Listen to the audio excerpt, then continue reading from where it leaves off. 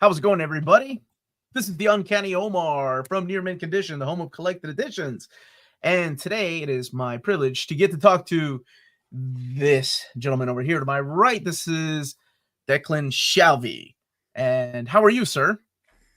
I'm very good, thanks very much. A little jet lagged, but I'm hanging in there because I have deadlines.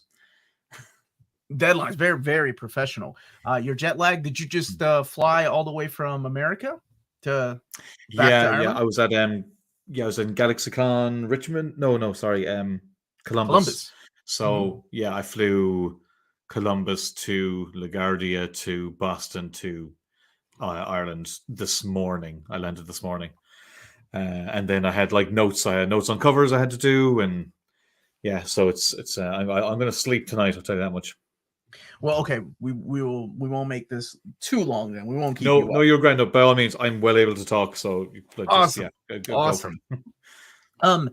So yeah, let's talk a little bit about yourself. And I was just talking to you behind the scenes a little bit about how I first found out about you and your work, and it was through the pages of Thunderbolts.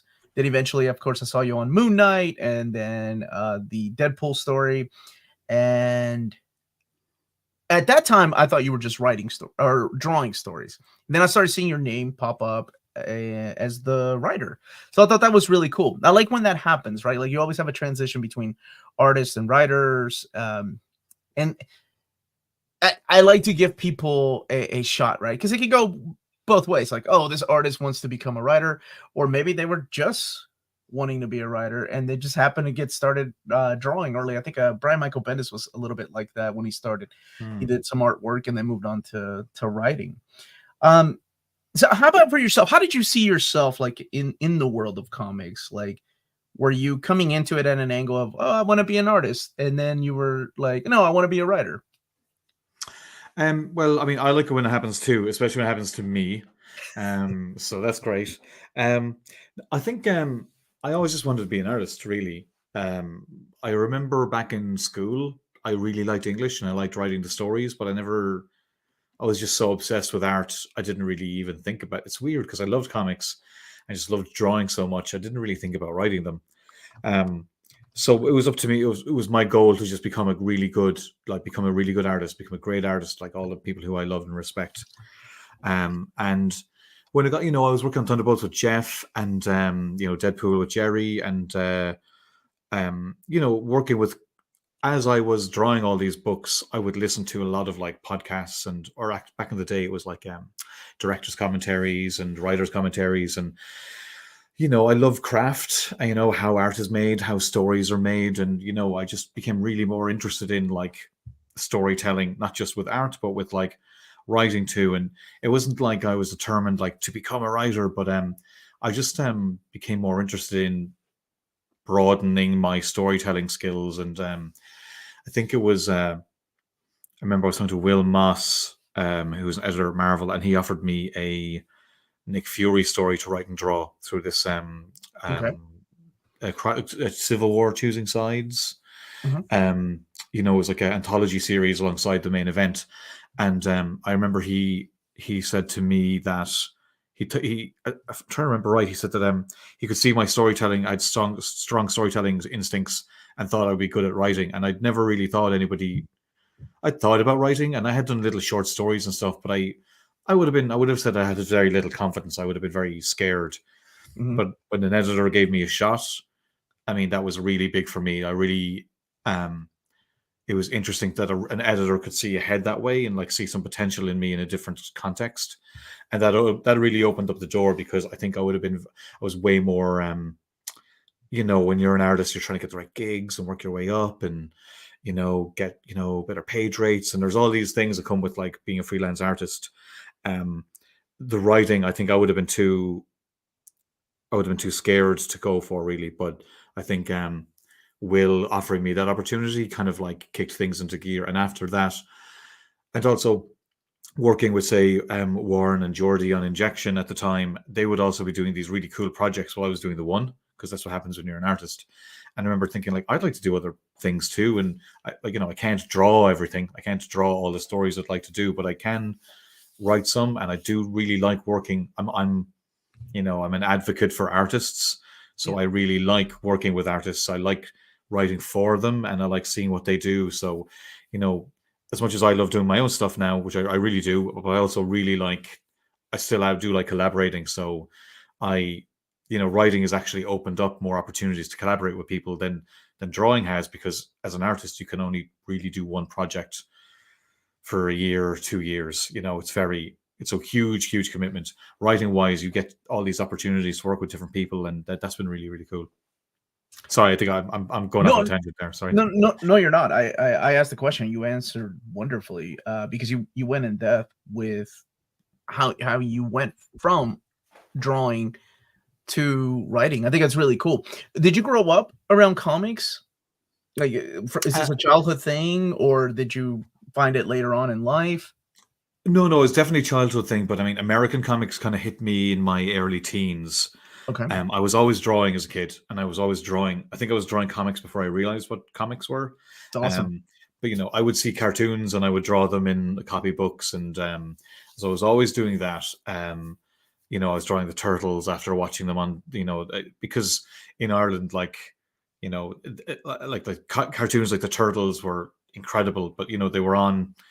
You might miss them half the time because you'd get them months after they have in America, so you couldn't really rely on them. So Yeah, I kids would these make my days own. have no idea about You have what it was no like. idea, yeah, Streaming services now, they don't know what it yeah. was Like like to say, "Hey, commercials about to go off. You need to come back here and watch the rest of the show." Yeah, back then, if you missed something, you missed it. Like you'd Yeah. never see it. Basically, you would never see it. So it was a lot more precious. But because of that, I would like make stories or I would come up with stuff. Now I wouldn't really follow through because I was 8 or whatever. But I think it was when the Batman animated series, when the Mhm. Spider-Man animated series, like the early 90s, I would have been 13, 14. So those were the years where it really, really hit me. But I've always, as far as I can remember, I've always wanted to draw comics. They weren't around a lot. Like American comics were hard to get around here. I'm from the west of Ireland, so there was Okay. no comic shops. If I got a trip to Dublin, I could maybe there was some comic shops there, but that was like twice a year trip. Mhm. Um, and you might find some gems just lying around random places. And thankfully the library had like it had Asterix and some Tintin and um, the odd graphic novel maybe. Did But you it wasn't until sorry, go on. No, go ahead.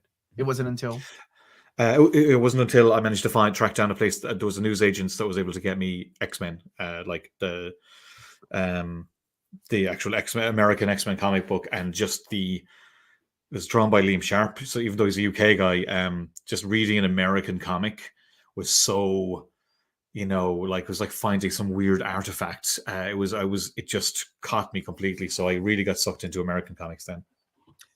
uh, well, you mentioning that superhero comics, Marvel and DC comics were hard to find. I interviewed Garth Ennis last year, and he was talking about how he had the same problem, and that's why he gravitated towards like war comics. That's what he really enjoyed. So I was about to Mm. ask, like, what kind of comics you were more accessible to you in your region of Ireland. Yeah, well, news agents, you'd be able to get those magazines, and like 2000 AD was on newsstands and everything. But at that Okay. age, I was way too much of a goody two shoes. Yeah, I'm different. Like a lot of people from my side of the Atlantic would be heavily influenced by 2000 AD. I wasn't, because I just really liked superheroes at the age where I really got into it. Like the stuff I'd read now would definitely be more my taste now.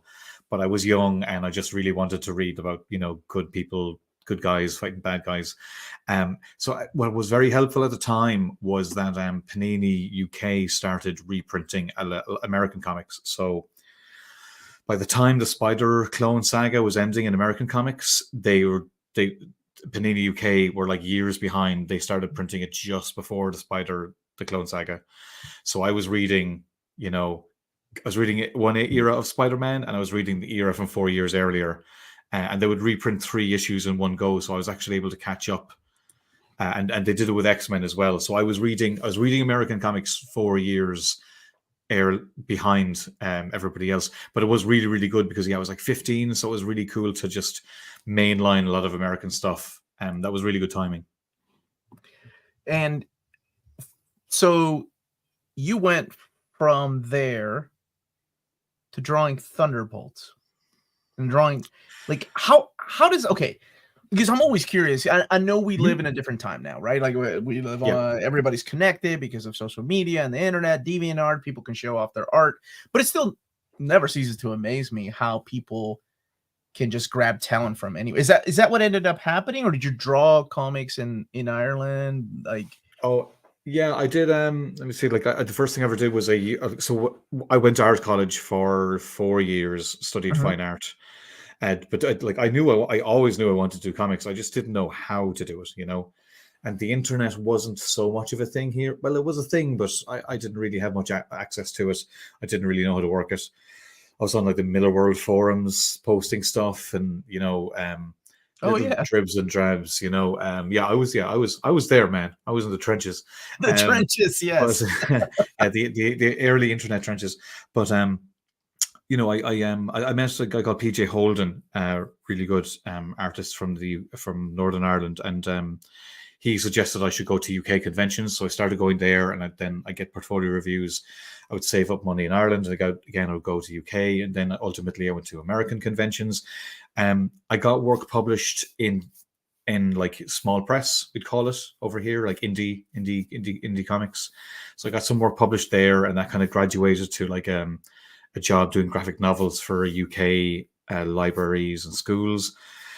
And then I'd say my biggest break was I was drawing 28 Days Later for Boom Studios. I don't know if you'd ever remember that.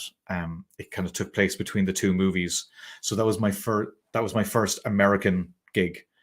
And when that happened, I took the opportunity to go to like more American conventions, and that's when I was online more. I joined like a couple of sketch blogs. Like, Okay, did you ever hear of Comic Twart? comic Yeah, Comic Twart. It's a no. silly name. No, but that was a sketch blog that I joined, and on it was Mitch Breitweiser, Mitch Gerads, Evan Shaner, Chris Okay, Somney, Tom Fowler. A lot of guys who you'd know now. Who maybe Chris was known, but the rest were kind of like just starting out. And in the years since, everyone's like household name now. But those were the days where it was early Twitter days where you could just kind of be chatting with people and like, oh man, I love your oh stuff, and I love your yeah, stuff yeah. too. And it was really positive back then. And so we started a group collective of like, we would all just draw a character for 1 week, be it Zorro or Batman or whatever it was. I think I got some attention from that, and 28 Days Later. So when I went to some American conventions, some people knew who I was. And Jeff Parker liked my stuff, and he suggested me for a fill-in on Thunderbolts. So I met him in person, and he very kindly offered to show my stuff. And when I did those 2 issues was when Marvel they were just starting doing double shipping. I remember back then Mhm. for a few years, Marvel there were no miniseries or anything like that. It was all double shipping Avengers and X-Men and what have you. So I think Thunderbolts was an experiment of doing that for Marvel, and because I'd just done that fill in, it was like, why not hire this guy? So that's how I kind of ended up being this, like, me and Kev Walker ended up kind of like tag teaming on that book. And that's how I broke in at Marvel, basically. But it was a mixture of getting stuff online, going to conventions, meeting people in person, and meeting the right person at the right time. And when that happens, how does the inner child in you feel? This is my Oh favorite man, question to ask anybody that grew up in comics, because I have interviewed people that are like, yeah, it's cool to work in comics, but I didn't grow up with it, right? Like I listened to music and saw the movies. But I always find the answer interesting when I ask somebody like you that's like, yeah, I grew up reading these things, or I wanted to draw superheroes. So how did that feel? Like having your I mean, not, name on a Marvel comic with characters you probably knew about, right? well, I mean, not only that, man, but like the idea that somebody from where I am from could be doing Marvel comics was, I mean, it like there was so many strikes against me, and not me specifically, but just like where I come from, and Mhm. the access you would have. It took so long to do it, and so to really finally actually do it was like, I remember I had been out drinking, and me and my friend Will Sliney, who ended up working for Marvel later on, was with me when I got the email, and we just both just went mad. And when I was in my mum's house where I grew up, drawing superheroes in the back of my geography copies and maths copies. You know, I'd be drawing like Alan Davis figures, or I'd be drawing Wolverine, and I'm sitting at the same desk, and I have like the Marvel paper, which has like, you know, the name of the book, the issue number, you have to fill it in, and artist, and there's a line, and I distinctly remember writing my name on that first piece of paper. It was overwhelming and insane and intimidating and exciting, and no, it was my dream. It was my life's goal to do it, and there I was doing it. It was crazy, and I just shut myself into a room for 3 months to get 2 issues done, and because that was it, I finally had the opportunity. I didn't want to mess it up, so a lot of panic came after that. We have a lot of people in the chat that are big fans of yours, man, and cool. Like I said earlier, I've enjoyed your work a lot, and I still feel like I'm just like breaking in sometimes, and then I have to remind myself, like, no, I've been doing this for, I think I started Marvel 2010, so like it's been a while, but I still, you know, I'll meet artists who I grew up, you know, loving, and like they know who I am. I was at a con and I met Chris Sprouse at the weekend, and I just went up to go up to say, like, I love your work, you know, and I just said my name, and he knew who he knew who I was. Like, then I got all like tongue tied because I wasn't expecting it, you know. So I'm glad people are commenting, and you're not just stuck here talking to me. Well, here's the thing, to put things into perspective for you. When you and I were talking right before we started the live stream, you said that you found out about the Thunderbolts through my channel. And so that's the way I feel. Like, wow, you actually watched my video. To be clear, the omnibus. I knew about Thunderbolts. Yeah. Wait,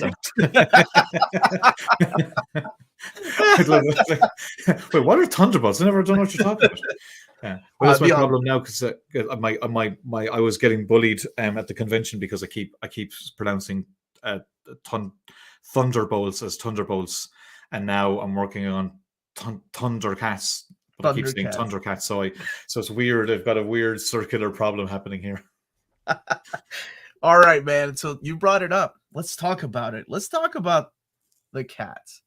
Thundercats. You mentioned Teenage Mutant Ninja Turtles as a kid. Was Thundercats in the household too? Did you guys get that growing up? The 80s cartoon? Yeah, I mean, I think it's hit and miss.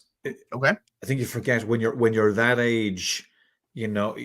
Like, I remember when I went to art college and I was talking about the Turtles, but it was somebody who was a little bit older than me. They didn't catch the Turtles. It was like a different cartoon. You know, when you're young, if you're like 5 and you catch something, but somebody who's 6 years old was into something else. So I was right at the time there when Thundercats hit. I can't remember what year it was, but I remember being at my aunt's house and watching TV, and just that intro just grabbed my brain, you know. Yeah. I'll admit, like, a lot of the show itself was because my memory from my childhood is fairly spotty, but like, so the fact that anything even remember stayed in there is amazing. But so a lot of the kind of like the lore and specific stories and stuff had kind of like faded out of my brain. But I was huge into it. I had a Lino figure. I had a Sword of Omens. I had Mum-Ra figure. I had a Mum-Ra figure so long that I lost the headset. So for a while, I kind of thought he's just bald, because, you know, if you take off the headset, there's no hair underneath. So like, I had bald. Yeah. So for a while, you know, when you're, because you don't have access to the show, you start playing with the toys. So for me, for a while, Mum-Ra as well. But I do have a surprise for you. When I was at the show in Columbus, I was given a present. The Sword of Omens. That's awesome. Oh, cool. Yeah, that was really class. Okay, that's cool. That's cool. Yeah, I was just signing something, and like this guy just whips this out of his bag, and he was like, "Oh, you know, he heard that I had one when I was a kid, which I don't have anymore." So this is class. I was absolutely delighted. Well, although now you know you made it now. Like, you know, you made it. Absolutely. Like, somebody free stuff. Okay, so, no. My point is, somebody knew that Declan was working on Thundercats. knew who you were to come up to you and give you a sword that you had as a kid. So, I mean, that's really cool. Like that to me Yeah. comes full circle, man. How all this works. So how did that come about? What made Dynamite, the folks at Dynamite, reach out to you? And by the way, we do have a link in the description of the video to the first issue of Thundercats. Which my cover is literally that moment, by the way. Like when I was doing the first cover, I'm like, well, I have to do the site beyond sight. I saw. It was really just as simple as Nate Cosby, the editor, just emailed me and asked if I was interested, and I was really drunk at the time. I'm painting myself as a bit of an alcoholic, but it's just in Ireland. Moment. Yes, in Ireland. But I just said yes immediately, and then woke up afterwards going, "Did that happen?" But no, I've known Nate since when I started at Marvel. Nate was an editor there, so I know Nate from back then, and I've done covers for him over the years and bits and bobs. So that's how it happened. I mean, the real person to ask would be him, because I don't know why he asked me, but I wasn't going to say no, So yeah, it was just as simple as that. I wish I had a more complex story, but I mean, he's offered. I think he offered me stuff before, but I was like, I think he once offered me like a Gargoyles cover, but I had to tell him like I never really watched it as a kid, so somebody who loves it should do it. So things like sometimes things don't work out, but no, I think he took a chance and to see if I'd be into it, and I was very much was. So yeah, thanks, Nate. That's it. And sometimes you never know what's going to work out art wise. You can make suggestions and you never know who you're going to end up with. But it was Nate who suggested Drew Moss as well, and I was really big fan of Drew's stuff for years.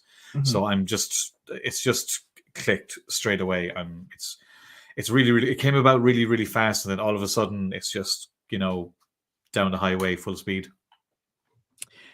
So here you are writing the stories that you used to watch as a kid. Yeah. With your Sword of Omens in hand now. Yeah.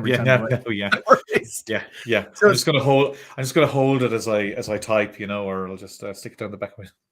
And we do have some questions in the chat that I promise I will get to here in a second. But I just have a couple more.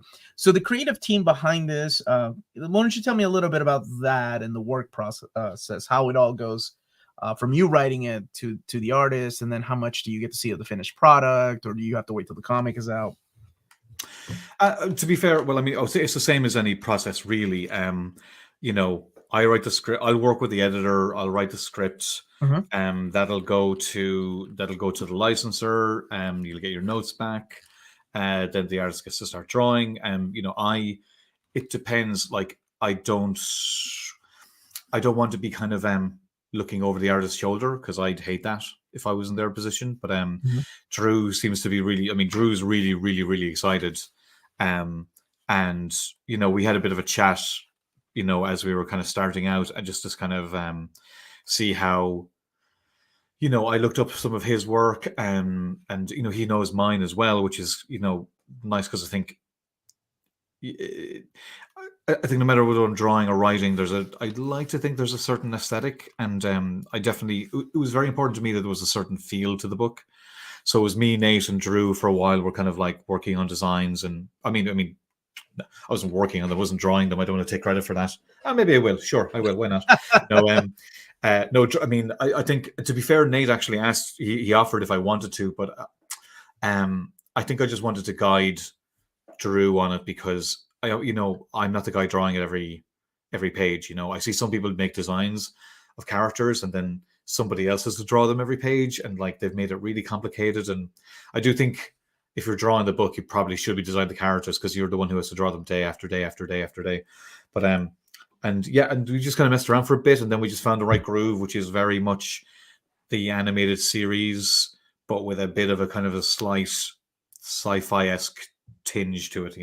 Okay. I mean, I went back and I watched the original cartoon, and it actually is more sci-fi than I remember. It's actually, it's pretty out there.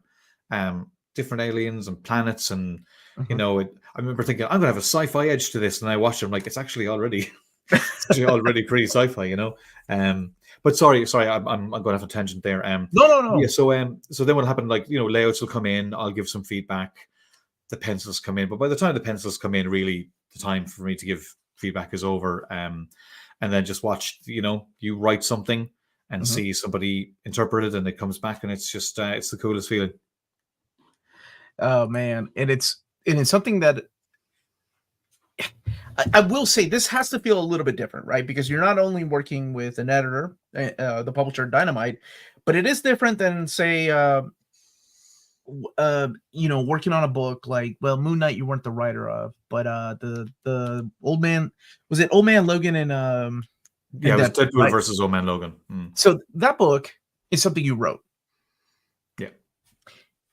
but that's only Marvel characters. This is like that means that your editor at Marvel will be like, yeah, cool, that's how Deadpool sounds. This sounds good. Or you can't Yeah. use Ghost Rider because Ghost Rider is currently dead, or whatever, right? And then now you're looking at working on Thundercats, which is you get something ran by your editor. Your editor's like, cool.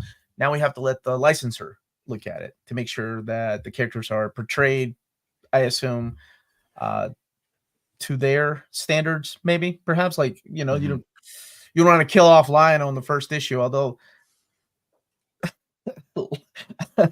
the Daniel Warren Johnson Transformers. Yeah.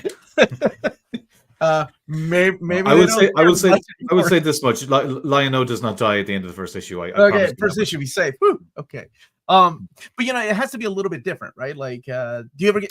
I don't know how far you are in your scripts. It is. Well, like it is, but I actually had some practice with that with Aliens. Sorry. Oh, that's right. I've been You writing, did Aliens. yeah, I've been writing Alien for the last year at Marvel, and it's actually fairly similar. Because you're writing, but you not only have to please Marvel, but you have to please the licensor, which is 20th. So there's kind of two hoops to jump through. But the editor on that was really good to make sure that she kind of collated all the notes into one. So it's really one big hoop I had to jump through rather than multiple hoops. That can be really frustrating. But and that was a little bit tough. But it was okay. But the licensor are very protective of their properties. There was a lot of stuff that I wanted to do on Alien that I couldn't. And that's not to say like, they denied my vision, but like those are their characters. They have a whole universe to consider, and sometimes you want to do something that contradicts that. So there's a little bit of a dance, but it's all mainly in the concept and outline stage.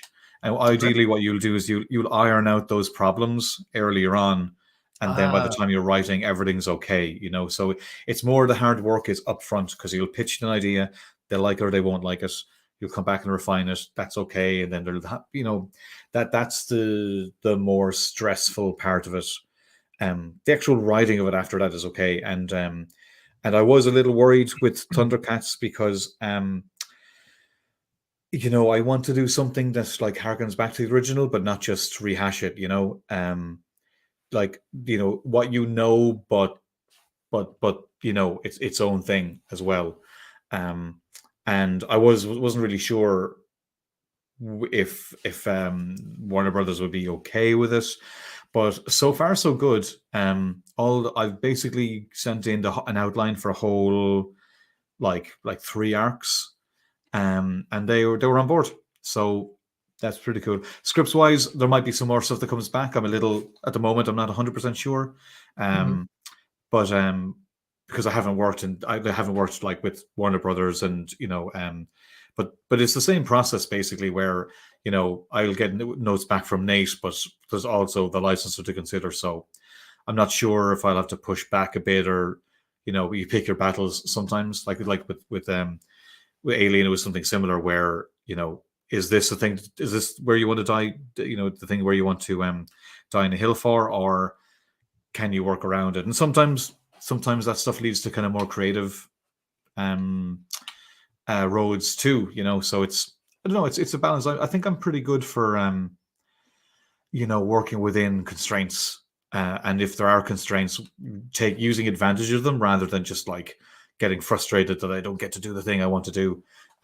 Sometimes that happens, but so far so good. Anyway, I can't complain on Thundercats so far, and plus I'm doing covers, so I get to draw. I'm getting to draw the characters as well, and I just do the fun stuff. Drew has to do all the hard stuff. Who is your favorite character? And then we can start getting some questions from the chat. Uh, As a kid and writing, it's like Lino. I like the straight but that's not true. On Turtles, I like Raphael more than Leonardo, but I do warm to the kind of like the good boy characters. the Boy Scouts. But the Boy Scouts, I do like the Boy Scouts. But I would say I'm more interested in Panthro. I think Panthro has always been a little bit more my whatever it was. I like the kind of you know, tough but fair, you know, probably channeling a little bit of Worf from Star Trek or something like that. You know, I like those kind of characters. So I think on the face of it is Lino, but I think Panthro is my secret favorite. And I know that Tigra is Drew's. So sorry, Tigra, yeah, he really likes Tigra. So we're fairly covered. So okay, one of my I promise we'll get to the questions because there's some really good questions. Sure. But I do have to share this with you. So I grew up in Peru. That's where I was born. And in Peru, we started getting Thundercats in like late 86. So we were a little bit late. It had to be translated in Spanish. I think it was a Mexican station that translated, and we ended up getting it in Peru. I was halfway through watching season 1. He was going through the trials where he had to prove himself as the leader. And then we moved to America. When we moved to America, they were already on season, I think it was 2. So they had like new characters like Bengali and those characters. And I was like, who are these people? What the hell happened to my Thundercats? Oh my gosh, dude, I was so confused. So that leads to my last question before we go to the questions in the chat. Are you able to use characters like that from other seasons? Is it kind of free game, or is there a character that they're like, no, not now. We can't use that character. So far, nothing has come up. The main problem would be is if there's a problem with the overall story. The first thing I had to do with Warner Brothers was basically say, here's my take. And essentially it's a story of Lion-O becoming a leader with the Thundercats in a world where like a completely alien planet and they have to figure out what to do. So there's a little bit of Lost in there. You know, okay. Because especially with the first episodes, like I just felt like they land on this planet and then all of a sudden they've got this class tank and this huge battle. Many episodes, man. Yeah, but like comics is different. You have to be a bit more selective about what you are or what you're not doing. So I'm trying to basically find a much more refined through line through the core story, basically. So it's going to be like, I'm stripping it way, way, way, way down into the characters and, the mythology to a degree and setting up, some Mumra guy might show up at some stage, like pacing the epicness of the book, Mumra doesn't come and fight them in the first issue because like he's a big deal and we need to build to that. So a lot of that for me is just kind of pacing this new take on the book that in theory could just go on for years. So I'm not looking at this is where it ends, where like the series ended or anything like that. I'm not looking to get. I'm looking to build an epic story that will put the Thundercats in a place where we'll all know, and there's like loads of room for more adventures. If that makes sense, I'm just kind of trying to. No, that makes perfect sense, because one of my biggest pet peeves that a lot of the movie had a lot of issues, but Green Lantern, they immediately put the biggest bad guy in the first movie with the parallax. It always bothered me. I'm like, why don't you just set it up for like 3 movies? And why are you using the parallax in the first movie? So I appreciate it that you're going to take your time getting to these iconic characters that we're familiar with, right? From the show, because we know where things are probably going to go. And I'm sure you're going to surprise us with twists and turns, Sure. Yeah, no, there's definitely some twists and turns, and that's the good thing is that because this isn't a rehash of what we've seen before. It's just like it's what with a kind of like a twist to it. It's so that we can take stuff from what was there before, but not be beholden to it. Yes. And hopefully, kind of like have some support, because like the problem is, as a fan of stuff, there's stuff you want to see, but if you're just given the stuff you want, you're not really engaged. So it's a kind of a balance of like, fans, like fan service, but like also like, you know, torturing the fan who wants to see something and giving them something new, and Yeah. also, you know, trying to tell a story where, because ideally, I mean, we want new readers, you know, you want new people to pick up Thundercats and see what it is and get into the Mhm. characters who, you know, there's kids who are not going to enjoy that show because it was made 20 years ago and it's too dated for them, or what have you. Did you say So 20 years ago? 20? it probably No, no. was 20 years. No, it's 30. No, it's like almost 40 years ago, maybe. I did the same thing. I still think 1980 was 20 years ago. Yeah, It was. yeah. It wasn't. But Yeah, I do the sorry, I'm same. seeing. So I want to acknowledge MD MD, Masoom yes. Rana Dewan, because they may drop dead if I don't. Apparently, Dude, you have so many comments. I'm gonna flip through here, okay? So sure. hope Declan will draw another Deadpool story sometime. People are really excited about Thundercats. James is really excited about Thundercats. The Thundercats announcements really surprised me, but I'm excited for it. Yeah, I thought that was the licensing in hell after the whole DC thing. It is really cool, and this one's for you. God, they're catching me up. My Irish is useless. Okay, you got a better shot than I do. I can guarantee you that. What's really cool, I don't think people realize this. Maybe some do. Is that Dynamite is now printing or publishing rather Disney and WB material, which is unheard of since the days of Dell Comics. Like a Dell Comics were like the license holder to publish those books at the same time. It's just nuts to think about that. Before time. I got some comments when the book was announced, going like, "Oh, why isn't this a DC Comics?" I'm like, I don't know, man. I'm just writing the book. Like, it's not my call who publishes the bloody thing. But I will say, whatever, you know, I don't know what the whole deal is with there. But like, to be fair to Dynamite, they're really jumping on it. Like, they seem to be just getting going. I've heard some names attached to other books that are coming out, and it all sounds pretty cool. Yeah, there's some really exciting announcements coming. You know, not everything was announced in New York Comic Con, but yours made me really happy because you know, immediately I was like, oh, I really like Declan's stuff and Thundercats, baby. So I was in. So Thundercats baby was the main thing. That was it. Time Before Time. This is a lot of people are talking about this book. It's my second favorite Image book of all time. What are some missing issues from the trades? Will there be a complete edition? That's a good question. Well, the missing issues from the trade were one-shot stories. So when we were doing the book, I did a one-shot, but we didn't know if the book was going to survive past issue 6 at that stage. So the book, basically, there's a main narrative to the whole book, and there's some one-shots in between. So the main narrative has been it's all being collected. The one-shots, again, we weren't sure if the book would last long enough to warrant one. So I would say, if you keep buying the trades, then I think we are looking at doing all the one shots as a trade. The boring answer, a lot of the stuff is sales dependent. You know, if no one's buying the trades, then there's no point putting a trade that no one will buy. But I'm optimistic. I think we'll be able to put all those one shot stories basically as it'll be an anthology trade at the end. So all the main storyline is volume 1 to 5, and then the 6th volume would be my issue. There's an issue with Will Morris, PJ Holden. They were all one-shot stories that took place around the universe, but not in the main narrative, if that makes sense. No, that makes sense to me, and I hope it makes sense to Masoom. So I think like most of us here, Kingsport Cal, much like myself, you know, our first work your work in America that we saw was through Marvel Comics, whether it was Moon Knight or Thunderbolts. But you're gonna like this. I would have first seen Declan's work in Judge Dredd magazine number 260, July of 2007. Let me tell you, if anybody knows 2000 AD, it's this guy right here. It's called Freak Show, The Quiet Man with Rob Curley.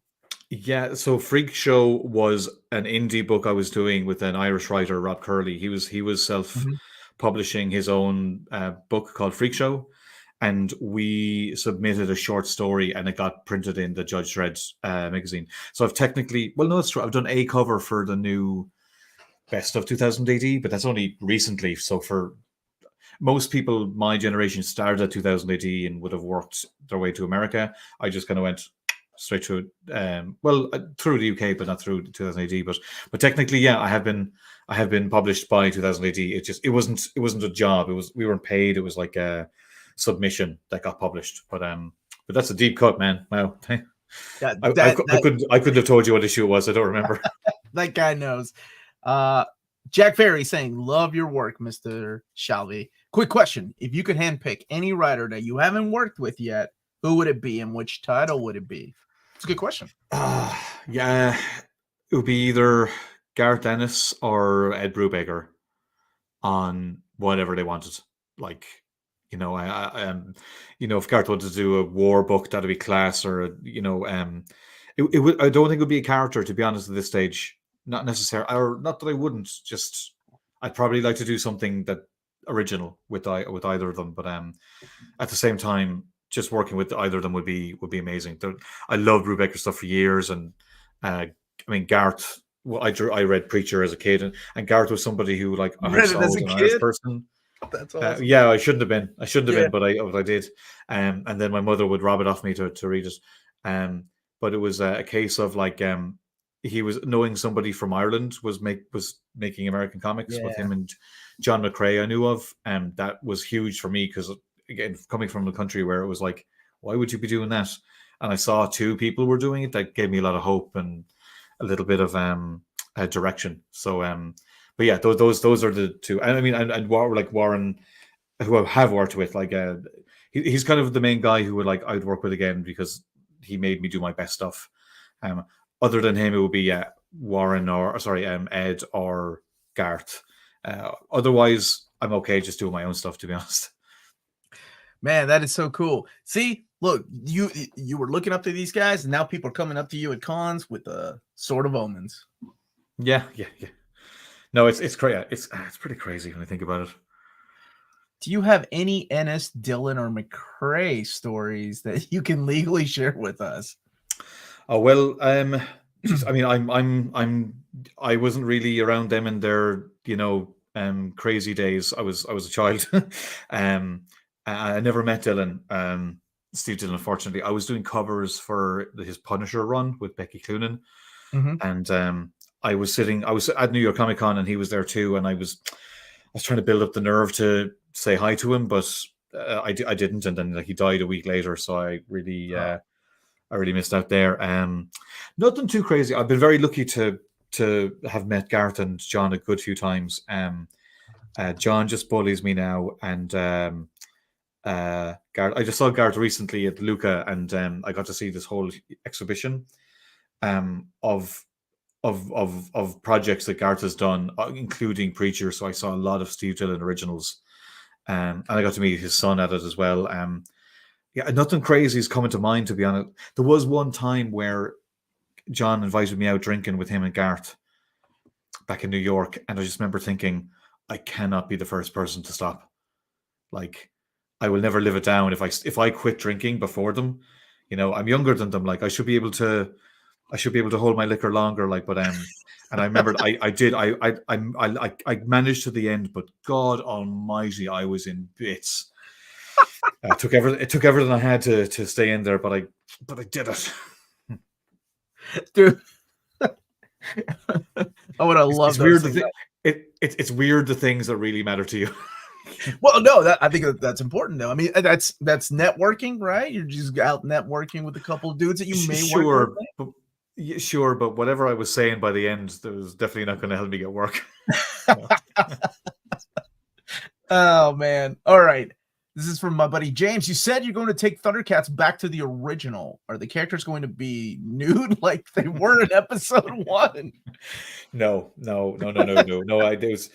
It's one. They're so nude, but also, that's why we updated when we were updating the designs. My one note was like, give everybody trousers, because like naked thighs, no matter how clothed you are, just makes you look more naked. So that was my one thing. It also led into the kind of like the sci-fi aesthetic I want. We wanted to sprinkle a little bit of Star Wars on it. But I think that was the thing. Had to get rid of the everybody's nude thighs was just a little bit too much. For me personally. Okay, so there's your answer, James. Are you still going to buy the book? Wait, actually, somebody asked him that. Will you still buy the comic? If the answer is yes, yes, he said yes. I'm gonna buy issue 1 no matter what his answer is going to be. Interesting question. Yeah, That's a this good is one. crazy. 30 years ago was Pokemon. We were talking about the Oh cartoon a little bit man, earlier. I Thundercats remember 38. Pokemon. Pokemon was too like I was like, what the hell is this childish nonsense? Because all the people younger than me were into Pokemon, and I watched them like this is ridiculous. This is nonsense. And of course, it was the biggest phenomenon in the world, and I felt so old. God, that was Dude, 30 I years ago. remember I was the same way. It was 1997. I was working at Walmart. I was in the electronics department on third shift, and I was unloading the boxes of this big thing, this display, and it was Pokemon, the Game Boy games. And I remember thinking, I was like, "What do you got? Tamagotchi didn't work. There's no way this stuff's gonna sell." I was a Little little did you wrong. I know. was a little wrong. Yeah, I a was a little little bit. wrong. Yeah, a little bit. 19, but you know, to a lot of people, that was their childhood. So 1980 wasn't 20. No, it was not, brother. I can totally see some Brubaker, Shalvey, Daredevil Oh yeah, I stories. mean, I would love that. But like not to put it down, like I would. I mean, I was reading the Daredevil Brubaker stuff, and I would have loved to do it. Now that I'm able to kind of like get stuff that I can write and draw. You know, like I wrote and draw a Hulk story for Marvel, and Mhm. I'm getting those type of opportunities now. I'd want to do that's my bucket list at Marvel is writing and drawing a Daredevil story. Um, Well, as much because I know Ed's not going to do it. Like Ed's doing his own thing. He's not doing any more yeah. work for hire. So I may as well be practical. That's not going to happen. So otherwise, I'd want to do my own. But no, he's right. Like that was my dream. Like I like Ed stuff. Anything he does, I've loved it. The Batman stuff, the Gotham Central, yeah, just you know, a sleeper. Sure, Old Dog, the creator of book I do, pretty much was inspired by Sleeper because I loved I So loved good. that kind of like superhero noir kind of thing, you know. Tell me a little bit about Old Dog. I'm gonna actually highlight you, and then we can go back to the All right. questions. But Oh yeah, yeah, that's my Matsun said very not he's gonna stay awake. He's gonna oh, stay awake. my So very not subtle Old Dog plug. But yeah, Old Dog it's a kind of a I think I described it as Mission Impossible meets Winter Soldier. It's basically with this CIA agent who he's on his way out. He's about to hit retirement, and something happens which kind of gives him that's not cliche, but like abilities. And then all of a sudden, Black Ops agency is really interested in recruiting him. And he is unfortunately his handler is his estranged daughter, which she isn't really happy about. So it's basically crazy action adventure stories with a weird sci-fi edge. If you liked Moon Knight, I would say it would be of interest because it's that kind of I wanted to do more of that kind of high octane action Mhm. adventure stuff, which I hadn't really done in a while. You know, after COVID hit, I would realize like, what do I really want to do? And I realized I want to do that again. So I made that book for myself. But yeah, I wrote it, drew it, designed it, and colored it. I even colored the whole thing. So that's been my baby for the last year. I'm going to take a break and see how and let the trade sell, and I'm going to come back to it later this year after I do a work for hire gig. But yeah, like it's the thing I'm most proud of. So if you like any of my stuff, I think you'll find something in it that you like. and who's the publisher? Oh, sorry, Image Comics. No, it's okay. I just want to make Yeah, sure so people know I get of where to course, find. yeah, sure. I just take it for granted now, you know. But like I have a great relationship with Image. You know, did Injection. I did like Mhm. I wrote a couple of Irish graphic novels there. Time Before Time was there. So like you know, as far as if I'm doing creator owned, I'll always go to Image first and see, you know. But it's it you know, I write for some projects and I've drawn for other projects. So this is the first project where I've just totally done everything together, and it feels like I said, I love collaborating with artists, but like it's been amazing to just pour everything into one project and see how that comes out. You know. Oh, thanks, Project Viking. Oh, Yeah. Viking, I get it. No, thanks, everything. I appreciate it. Yeah, that book will pay my rent. So, thanks. What period of Irish history would you like to explore? Oh, that's an interesting question. I think like Well, I mean, the Troubles is always a good one. Um, for those who don't know, there's very famously a period in Northern Ireland where there's a lot of conflict, shall we say?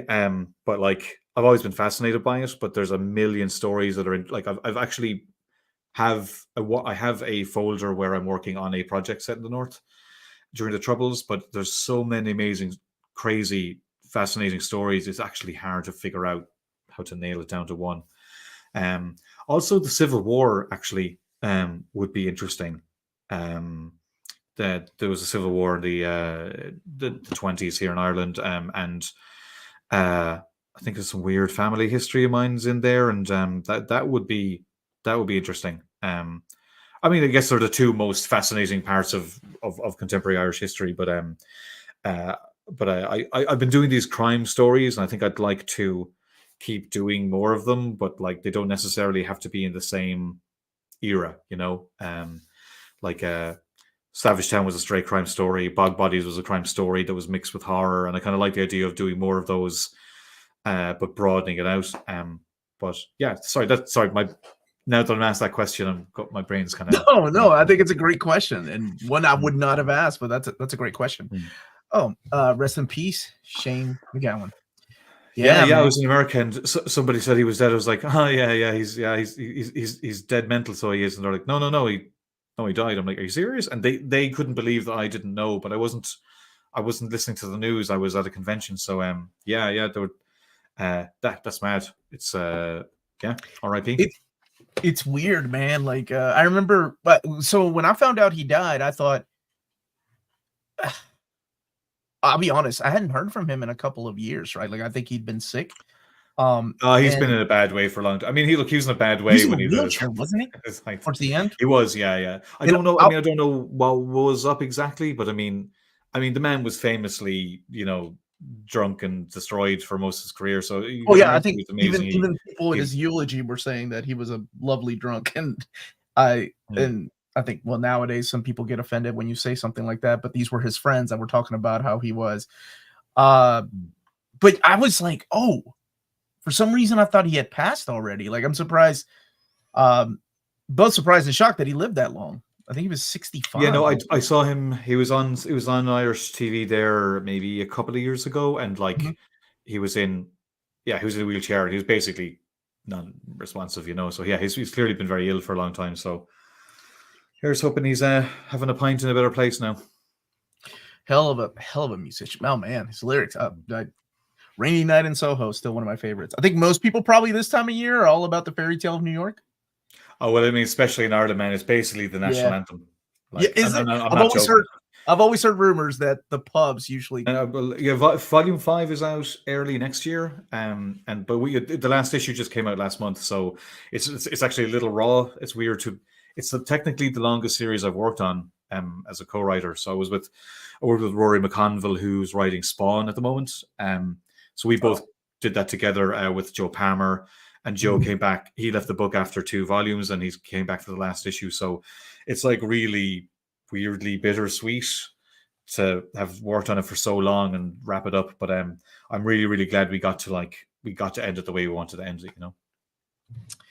And let me get somebody here really quick. Just want to jump in and thank Omar and Declan for having this interview, and thank you to the fans who are watching live and later. Thank you, Nick. Thanks for setting it all up. Thanks for the job. So let's go back to this question because I'm curious. Which Image universe would you create a short story for? It's interesting now that like all these different universes exist within the Image comics, right? Yeah, it's weird. I was talking to another creator who was asking if he could maybe put Old Dog in like his story. Oh, Which is kind of the fun thing of Image Comics is you can kind of do whatever. I mean, I don't know if it will or it won't happen, but I do like that, technically we can just do whatever we want. So that would be cool. But if I was going to draw another I'm playing with a bloody Sword of Omens the whole time I'm talking to or scratching myself with the sword. I don't know. I think I would mind doing a Spawn story. even though like I'm not a massive Spawn guy, but I read it when it first came out, and I think I could do like it would be fun to draw. I got to do a Spawn variant for Old Dog where I was drawing. Joe, like you were Oh, asking about, that's like awesome. you're Okay. asking you're asking about the first Marvel page I ever did. So Yeah. I was drawing Spawn, who I drew as a teenager, fighting my own my own image character. That was actually very very cool. Um, but I even know, yeah, like a Walking Dead story would be cool as well. Man, there's so many actually. Now that I think about it, yeah, that's a There. really good question. I'm gonna have to mull that over. All right. So here's an interesting question. How many copies of Time do I need to buy to get the hardcover? Love your Thunderbolts and Moon Knight. Stoked for your Thundercats. Thanks, man. I don't know. Is to honest answer is there's no point in putting a hardcover together because they're very very expensive. If the series, if the trades haven't sold, then there's no point in making a hardcover because if people just buy the hardcover, you don't make any money on it effectively. So if the trades sell well, then what I would like to do is I'd absolutely probably put together 2 hardcovers. I'd love that, but I'd say we're a long way. Like the trades would have to sell better over time in order to justify that. It's a very boring answer. I realize it's totally about it's totally about like it's like a money thing, but like we would lose money if we just get together an omnibus now because they're very expensive to put together. So we'd need the trades to sell. Like Image wouldn't do it unless there was evidence to show that people would buy it. You know what I mean? So yeah, this is something that's really interesting about Image. Unlike unlike Marvel and DC that make up like, okay, yeah, we're gonna do a Thunderbolts omnibus. DC and Marvel have their own creator-owns, or I'm sorry, have their own characters, right? Whereas at Image Comics, it's kind of a mixed bag of like, well, maybe the creators should suggest doing a hardcover, and if Image sees the sales of the trade paperbacks, they might greenlight it. Or the other way around, Image sees the sales of trades being so good, they approach the creators and like, hey, we need to put this into a hardcover. So it's really interesting how different it is. Yeah, I mean, like you can do, some books can be loss leaders. Like for example, Old Dog Volume 1, it's 136 pages for $10. So I'm probably not going to make a lot of money on that. I probably really won't make much money because it's the cost of making the book as opposed to the cost of buying the book is so disproportionate. But the point is, I want people to pick up the book so that the next volume they'll pick up. So some things can be loss leaders as a strategy to sell more down the line. Which I understand. Something like Time Before Time, like it's not a book that like we didn't get any awards. It wasn't in the headlines all the time. It was a modest seller, but it was stable enough for us to get to the end. The sales stayed at a certain level where we were like, okay, well, we can keep doing this until the book doesn't make any money. And I would say for like the last volume, me and Rory were kind of, the funds were stretching out, but we realized if we can get to finish this whole story, then volume 1, 2, people can buy the volumes afterwards and we can probably make money back. So as a strategy, it's a long-term strategy. You're kind of lose a bit of money now, so you make it in the long run. Something like the hardcover is a whole other thing. Like say Rick Remender can do it because Rick's got like thousands upon thousands of people who'll buy whatever he does. I'm not Rick Remender. I'm modest enough to admit that I'm not one of the biggest writers in comics. So like a lot of the kind of monetary stuff comes into it. It's a risk management thing basically, and at this moment it just wouldn't make sense. We would just lose so much money if we did a hardcover now. So the thing is just kind of wait it out and see if the trades, if like down the line it got made into a show, those trades would sell like crazy, but you've no way to know how things will happen down the line. So the way I see it is we've invested in this book and we got to do it. I'm really, really happy. And omnibus wise, I mean, that's nothing I could really decide now, but ideally I'd love to do it. Like I'd love to see Sasha design, those books and have it all together. I'd as a reader and as an artist, as a creator, I want those books. I want everything you've got behind you right there. some of the stuff has your stuff in there. Oh. Some of it does. Yeah, man. Okay. I'm sorry. That answer is so just kind of like, no, I like that you're going about in detail about this stuff because I think there's a misconception as to like what fans want. Like you find something that you love so much and you approach the creator. I've done this before. It wasn't until I'm doing my channel, learning a lot of the things behind the scenes, how most of the stuff works, that I was like, oh, it's not as easy as approaching, the creators of a book that you really like and going, hey, you should make this into a hardcover because hardcovers sell really well. Yeah, it's never that easy. I mean, yeah, because they are very expensive to make, and shipping and things like that affect, because it's not Marvel and DC, like it's because it's Image, all of any bit of money that's saved or spent, affects the creators. The bottom line is way closer to your own bank account, basically. And it's interesting to learn this stuff when you are making the stuff. I do find it actually very interesting, because it explains a lot why some stuff gets made and some stuff, other stuff doesn't. And look, if the single issues had stayed at the sales they were at the very top, like the book would have kept going. We would, there have been those other places we could have gone for sure. But you just got to face the music sometimes, realize some things you've got to rearrange and manage. And I'm just grateful we got to. If we hadn't gotten to do 5 volumes, I'd have been really pissed, because we knew we only knew we could do the first volume as we were doing it. After that, we're like, we have no idea if it'll go past issue 6. So when we knew we could go longer, we had a larger arc. And I really wanted to do something longer, because a lot of stuff in Marvel and DC ends up being like 5 issues, 6 issues.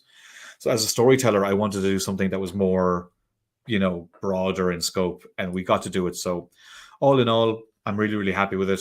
But yeah, the collection discussion is, it'll be something down the line. Sorry, I'm rambling on about this. No, it's good. These are good questions, or good answers too. I'm pleased to have just got the 4 trade paperbacks just to support Declan's success. There we go. Really appreciate that, man. I'm very confident you'll enjoy it. Is there any update on Savage Town original graphic novels to screen adaptations? From Adam. Not animation seems to move slow. I'm not sure what I can or can't say, basically, but I have seen some production artwork, and I think I can say that. Yeah, there you go. But it's moving slowly. But from what I understand, animation moves quite slowly. But it's still in the works. I'm cautiously optimistic. Like, it's been optioned, so where it goes from there, I like to consider myself a cautious optimist. So I'm because the amount of times you hear something gets optioned and then nothing happens. But the cool thing is that it's an Irish animation company, and it will be an Irish story with Irish animators and Irish voice talent. I would really, really like it would happen. It would be really, really, really cool. But so far so good, but nothing of note I can say as such.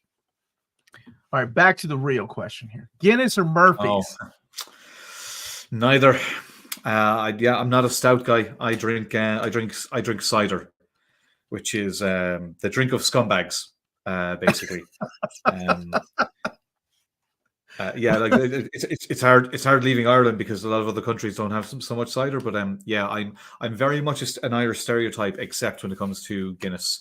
I've had it; it's grand, and I've had Murphy's too, and it's fine. But I'm just not a stout guy. So cider is really big in Ireland.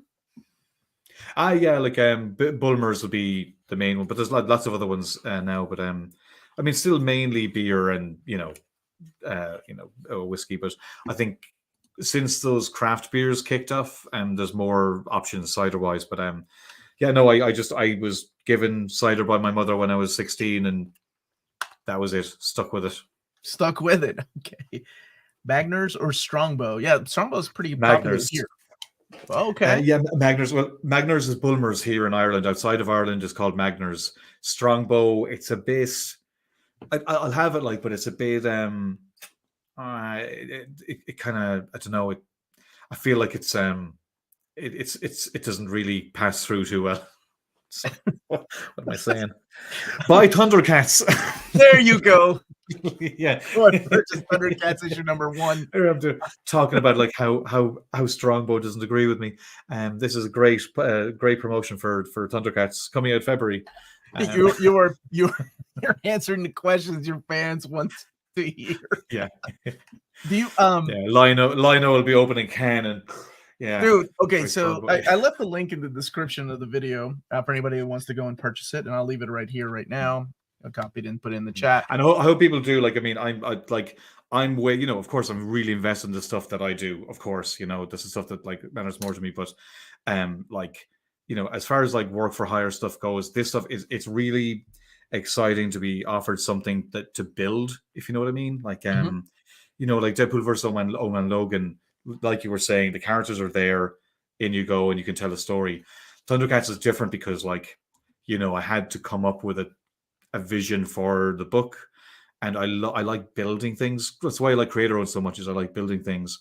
So with Thundercats, I'm getting to kind of do all that stuff, but for money. That's nice, rather than spending all of your money to do it.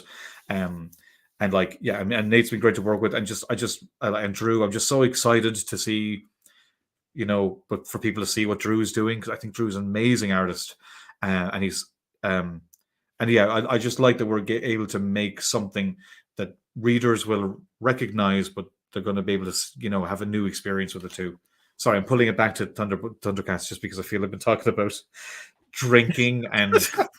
I put the tab up there. Yeah. Okay. Yeah. But back to Thundercats. Have you seen how many covers there are? There's a lot of covers that are. There's a lot. I didn't. There's a gold. I didn't know there'd be that many. That's awesome. Like the foil gold cover. There's a foil David Nakayama cover. And I love David's artwork too. He was a. What?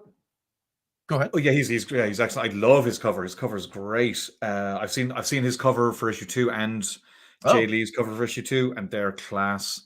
I handed in mine, and I'm really happy with it. It felt like I was drawing an X-Men cover. That's how much I felt like I was challenging my inner child. But yeah, do you know, are there any? This is a completely self-satisfying question, but like, are there my cover, is that got any foil, or is there any versions of that? I can find out. Let's see. Yeah, because I looked at the thing, and there's just so much text. I mean, it would make sense, right? If it has like a red foil cover to it. Yeah, I would think so. I know. I'm sure there is. Like, you know, I mean, I can see where they lean into David's cover, because it's beautiful. And it's also so cool to see, like, Jay's cover is kind of the classic Thundercats, but I love that David's is like his interpretation of Drew's designs. You know, that's really yeah, fun. you're right. You know, because it looks like Wily Kit looks different than she did on the show, and for that matter, so does Snarf. It looks like the foil covers are Lucio Parillo and David Nakayama, and then the foil gold symbol covers. It's the symbol is what's getting the foil. Okay, that makes sense. But your cover is awesome, because it would be like the red chromium cover. Those gimmicky covers, man. Ugh, they still get me. I go in. Like, I know. Like, I'm the same. I can't like single issues anymore. What am I doing? I know. Like, I'm not mad for like loads of variants, but like, you know, I do. You know, I remember the '90s, and there were some really cool bloody covers. You know, and really all the chrome stuff, and I think it's fun. Is there an established canon for the Thundercats? Will the series be like a next season if the show never stopped? That's a good question, Adam. No, this is a reboot, shall we say? So stuff is taken from what was before, but for example, like, I know a lot of people really like the 2001 cartoon, but I haven't watched it. I don't know. I looked at all the concept art, and I think it looks really cool, but I don't really know anything about the story, because I just wanted to go back to the source. So I watched, you know, the first like season of the show and some other kind of episodes, because I wanted to create a new lore, you know, heavily based off the original, but but I wanted to set up so we're doing our own thing, you know, like so we will be establishing our own canon. It won't be the same as the show, but like, you'll notice reference points at the same time. I'd like to think of like Battlestar Galactica, the TV show. Although I'd say it's not as a huge a kind of a jump from the original series, say to that show. Somewhere in between. But yeah, we're establishing our own, if that makes sense. Now this is coming at you from your collector's angle. What's your favorite way to collect comics? Omnibus, epic collections, compendiums, single issues, trades? Good question. I mean, my favorite stuff are I've got like I do quite like an omnibus. I think the compendiums are too, the Walking Dead compendium. It's like I find that really hard to draw, even though they're small. Sorry, to read, even though they're smaller, it's just more awkward. But I mean, I could take. Let me see. Like I think this is my Astonishing X-Men. I'd say that's what 24 issues. Yeah, well, 25 with the giant size or the annual. Okay, I think that's a solid. I can sit and read that comfortably, whereas say I've got the new X-Men omnibus, and that's a bit hard to read, It's still doable, but it's like it weighs so much as you're reading it. Hey, Declan, you just got to start working out, man. You got to start lifting. That's it. You're right. Get on the omnibus program. That's what I'm going to be doing. But I've plenty of I get a lot of the artist editions, but you're not really reading those. Those are for the art. But yeah, looking at those are just amazing. Like some of that stuff. Yeah, they're savage. I just got the Kevin Nolan one. I've ordered what's the one to come? Oh yeah, I'm waiting to order the Batman Year One. That's crazy that they're doing DC stuff like Batman. Yeah, love it. But so I love those, but like they're not.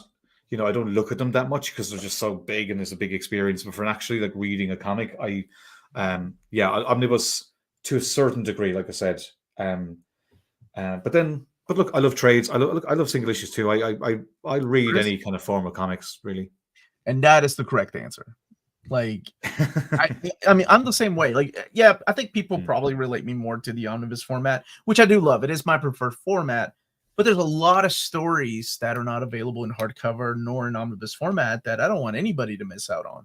So I absolutely love talking about trade paperbacks on my channel, soft covers, as long as it's in a collected edition, because that's my niche, right?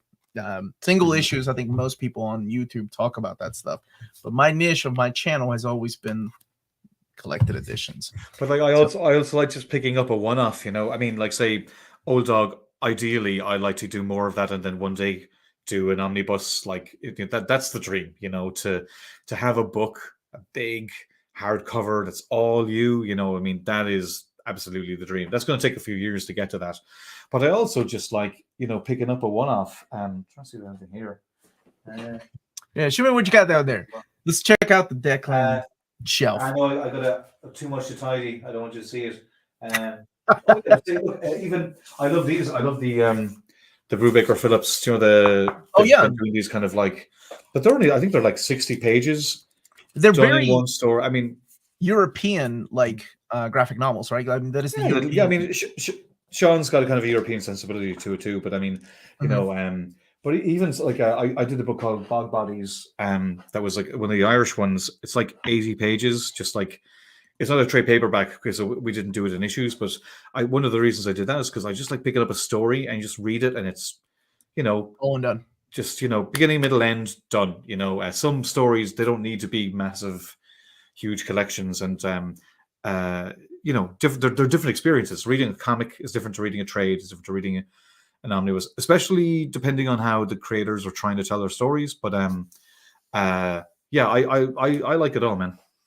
Sorry, it's a very like dude, that is no. Boring answer. That's the right answer. That's the right answer. I like it all, man. If I could write a special one-shot issue of Time Before, it would go back in time and cap all Omni's 700 to 800 pages max forever. Omar, sorry. What the heck? That's what you would use your powers for. What's up, Sean Desuk? Reckless series was cool. It was. Yeah. I like how that comment really merges both our conversations into one. That's great. There was a good question over here. I'm curious about this one too. Declan, your favorite comic of all time? If you could pick one Um, comic, what would it be? well, he says comics, so Ah, I'm gonna. good choice. Good Yeah, choice of words there. So for that part. thanks for giving me the room there. It would be it would be Ellis and Cassidy's Planetary, and I Wow, think my omnibus is good one. downstairs. Um, Batman Year One, How do you Daredevil feel Man about Without year Fear. two, Declan? I barely remember. That was Alan Davis and Mike W. McFarlane, Garland, Ted wasn't it? McFarlane. Yeah, no, but Alan Davis as well. I think he did some of it, and Mhm. that's a very weird. Those two don't really go together style wise, No, you know. they didn't. So to be honest, I didn't quite. While I like McFarlane and I love Alan Davis, it doesn't have the singular vision that is Mazzucchelli, you know. Mhm. It just it just it's so pure, um, and it broke my brain open. And same with Daredevil Man Without Fear. That was a Miller and John Romita Jr., which is weird when you look back at it, like, because it's basically a crime book, and like Romita is the quintessential superhero artist. Yes, it is Yeah, an amazing crime story. I love that Um, story. I'd say one of my favorite comic, like single issue of a comic, is it was called what's the name of it? Heartland, and it was a Garth Ennis and Steve Allen single issue, was a one shot with a character from Hellblazer who was from Northern Ireland, and she went back home, and it's all basically about like the North, just kind of before the peace process over here, like say early '90s. And you know, for me to be kind of learning more about Northern Ireland in a DC Vertigo comic was so weird, but like it was brilliant. Like I think that comic informed so much of like how I tell stories. Um, I always go to that. Um, and I would say that omnibus I have there, Astonishing X Men, I think is just one of the best X Men stories ever. So and Criminal. I love everything Brubaker and Phillips do, but Criminal was one of the first comics to really original comics that just got me really excited about just where that was going to go. So sorry, that's a lot of answers, but I think you probably get a good core idea of my tastes from those books. I do, and I can see why you want to work with some of those folks too. My heart broke in 6 pieces, but that's okay. Declan and I don't have to agree on everything.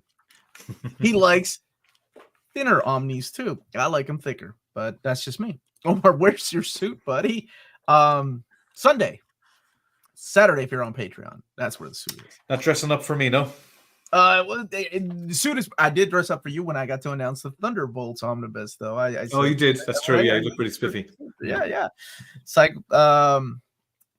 now this book will be available in February at your retailers. You can pre-order from the link that I've left in the description of the video.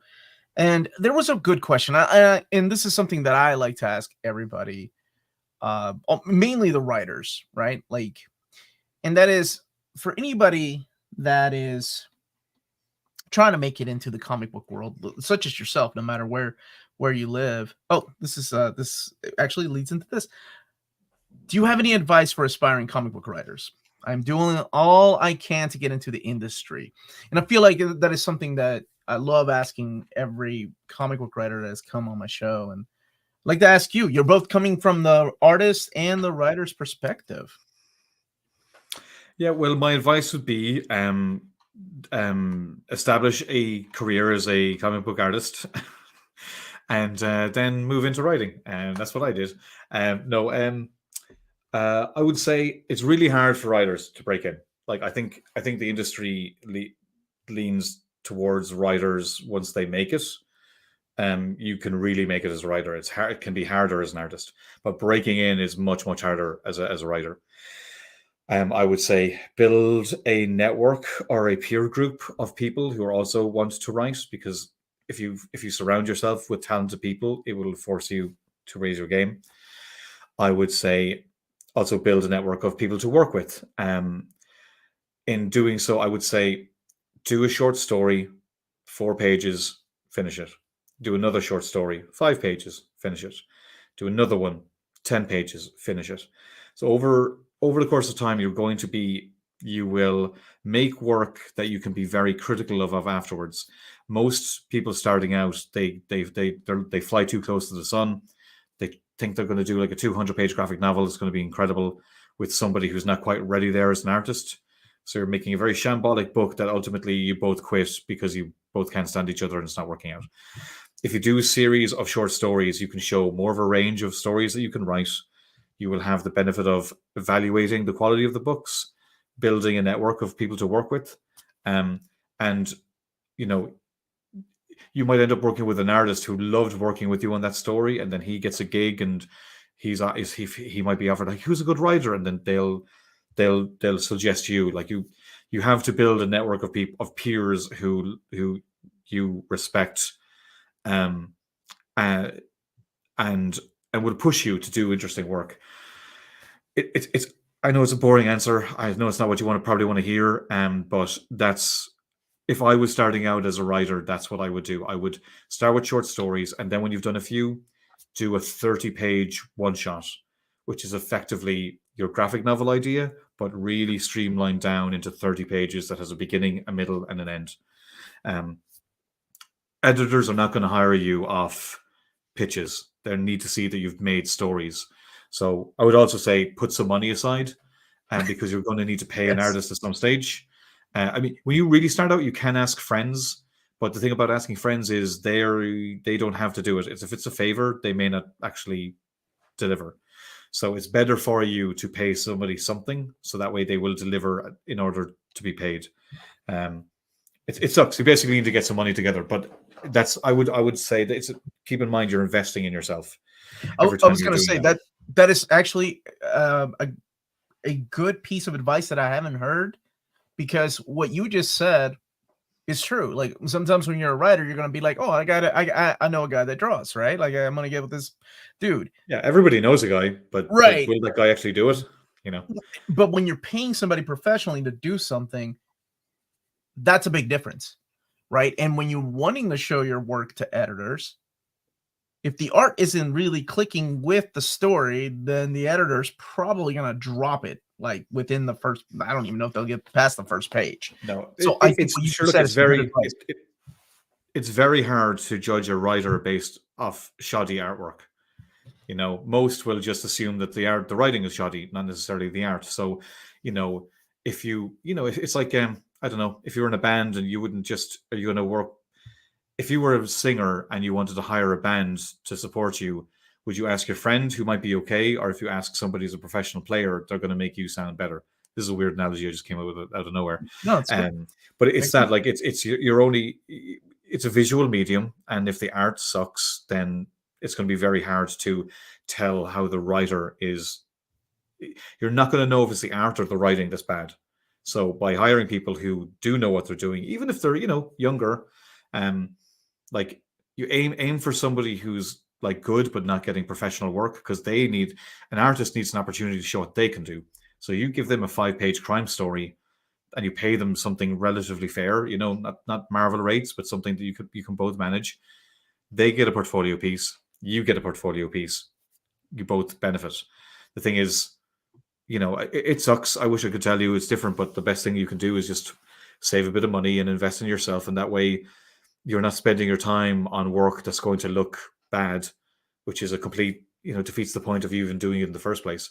But to the degree I think it's also good, because if you work with a few different people, you might find somebody you really get along with, and the both of you totally end up doing stuff for the rest of your career. I want to have a wide base of people who you work with, and ultimately you need to build up a body of work where if I read your short story and I really like it, and I read another one, I'm like, oh yeah, he does good short stories. And then I read this 30-page one shot and I'm like, this is nice. He's building it out. You need to establish your voice as a writer. It's very hard to do that with one short story, but it's way harder to do it with a 200-page graphic novel that you never finish, so yeah. Pace yourself. Imagine like a marathon. If you're running a race, you don't just run the whole race. You'll train beforehand and you'll work up your resistance and your experience and build on that, rather than trying to run out the gate and then pulling your hamstring. Or again, why am I go, why am I using these words analogies? I have no idea. Like, I've never run a marathon. I don't know what I'm talking about. I will say the band analogy makes sense, and networking is also very important because you never know who might have a gig for you one day.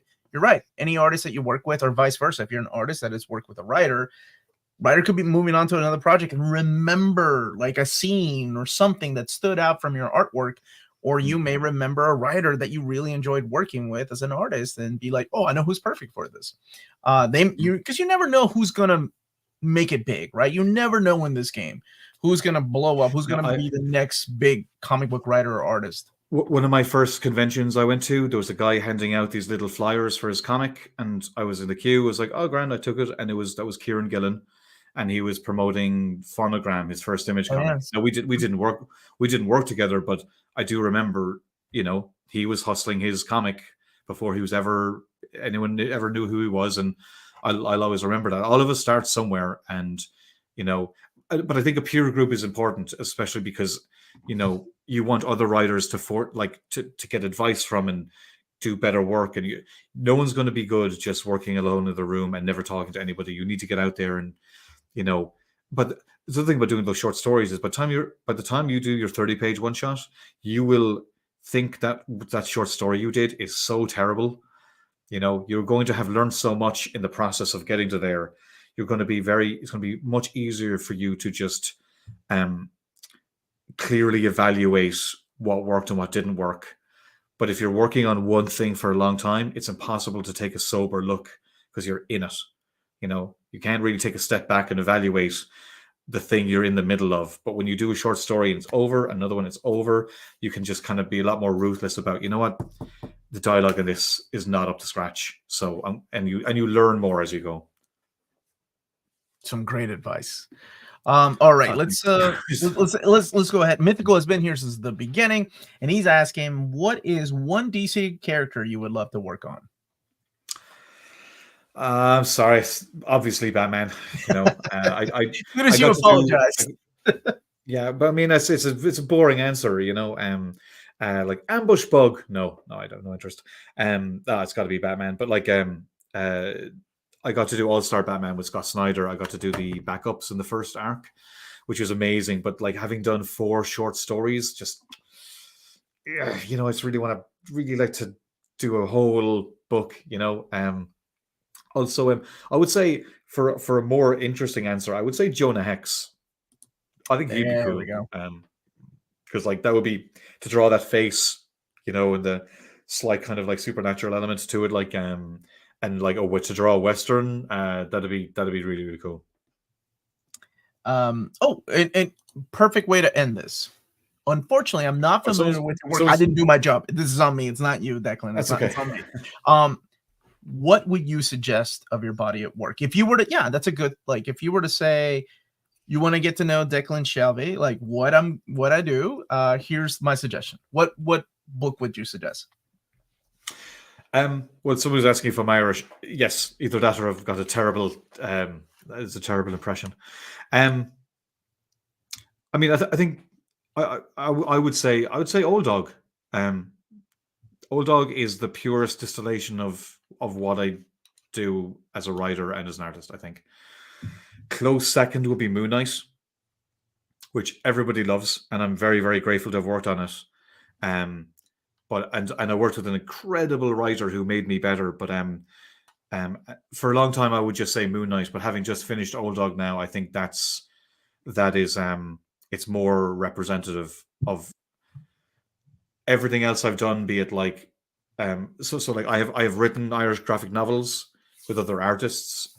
I have drawn superhero books with other writers. Mm-hmm. I've Injection. I'll say Injection, Moon Knight, and Old Dog, and maybe Bog Bodies, because Bog Bodies is probably one of the best things I've written. That's just me. Time Before Time, I'm really proud of, but that's with Rory as well, and Rory, there's probably more. There's more Rory in that book than me by the end of it. Bog Bodies is very me as a writer.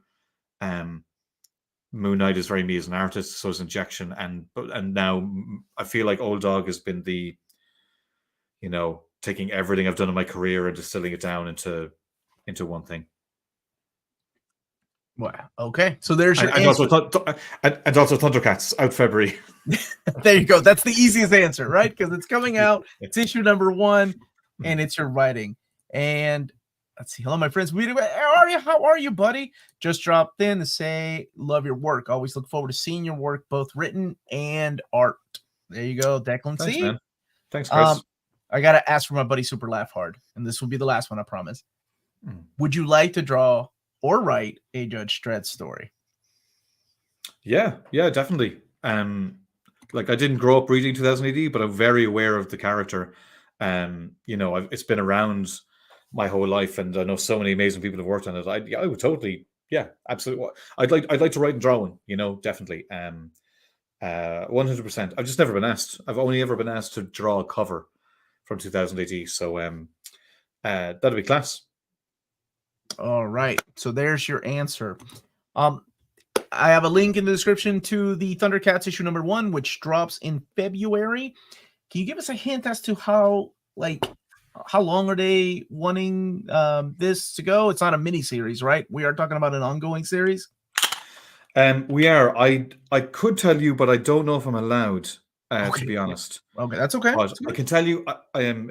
I'm not just because no one's told me if I can or can't. But I just want to be careful. But I will say that I have planned out at least. I've planned out 3 arcs. Okay. And I assume I don't know what their plans will be afterwards to go more. Or excuse me. Sorry. I don't know. I think Dynamite think this is going to be a big book, so I wouldn't be surprised if it went on. But look, you can never know. Most books these days don't seem to be going beyond like 5 or 6 issues, but this one definitely is. I'll put it that way. Okay, so that's what I wanted to hear. No, it's definitely going. I can at least say that much. It's definitely going past 5 issues because I have an epic story to tell, and I have the room to do it. So not that I'm. I just don't know what I'm allowed to say, but I can at least say that much. Okay, well, yeah, I don't want to get you in trouble, but I also wanted to know if this was to clarify if this was a mini series or if it was an ongoing series. So the way you describe, I'd say it's at very least a maxi series at the least. Okay. So I assume the epic storyline that you are wanting to tell involves the Burbles, right? The robot bears. I mean, they're the key aspect of every single. It's all I think about every day. I just want to thank Declan for joining me today. This was a pleasure to get to talk to you. And yeah, if you're interested in checking out the Thundercats, the link is in the description of the video. Issue 1 drops in February. Not just for people that grew up with it, but also for people that want to check out his work and want to check out action adventure of this amazing franchise that is back in comic book form, thanks to the folks at Dynamite. But everybody smash that like button and check out Declan. Follow him on social media. You're on Twitter. I know you're on Twitter because we follow you. But that's it, everyone. Stay healthy and safe. And thank you again, sir, for joining me. My pleasure.